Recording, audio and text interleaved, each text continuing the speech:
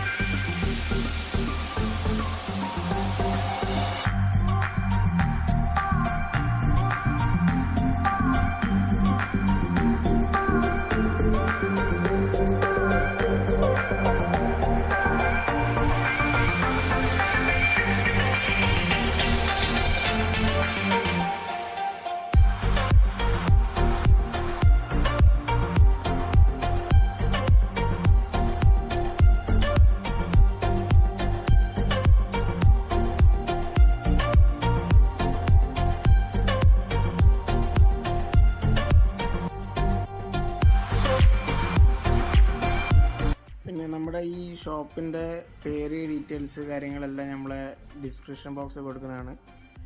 നിങ്ങൾക്ക് വീഡിയോ ഇഷ്ടപ്പെട്ടാൽ ലൈക്ക് ചെയ്യുക, ഷെയർ ചെയ്യുക, സബ്സ്ക്രൈബ് ചെയ്യുക.